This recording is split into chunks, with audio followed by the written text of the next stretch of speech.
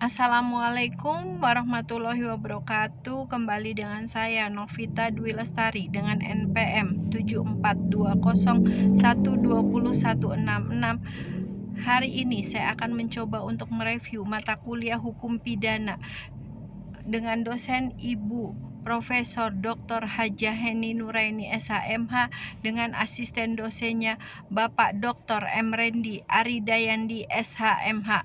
Di pertemuan kedua kali ini, alasan MVT mencantumkan unsur ketiga dalam pasal 53 KUHP adalah 1. Untuk menjamin agar orang yang mengundurkan diri secara sukarela dalam melakukan kejahatan tidak dipidana. Yang kedua, pencegahan atau preventif dengan adanya jaminan tindak pidana.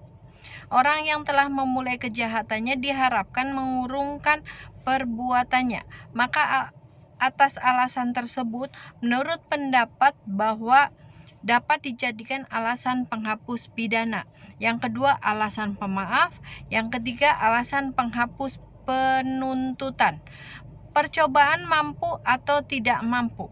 Percobaan tidak muncul apabila perbuatan pelaksanaan telah dilakukan tetapi delik yang dituju tidak sesuai atau akibat yang dilarang menurut undang-undang tidak muncul. Tidak munculnya akibat tidak mempunyai objek. Perbedaannya ada pada percobaan objektif yang menitik beratkan pada sifat berbahaya perbuatan, sedangkan teori subjektif menitik beratkan pada berbahayanya sikap batin atau watak pelaku tindak pidana.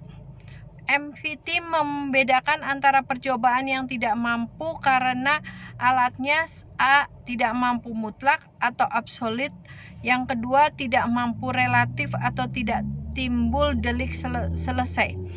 Pemidanaan terhadap percobaan terhadap kejahatan diatur dalam pasal 53 KUHP, maksimum pidananya dikurangi 1/3. Pasal 53 ayat 2 untuk ancaman pidana mati atau seumur hidup, maka maksimum pidana untuk percobaan 15 tahun. Dalam pasal 54 percobaan dalam pelanggaran tidak dipidana. Pengecualian tindak pidana kejahatan diatur dalam buku 2 tetapi dipidana yaitu pasal 184, 302, 305 ayat 5 dan 352 ayat 2.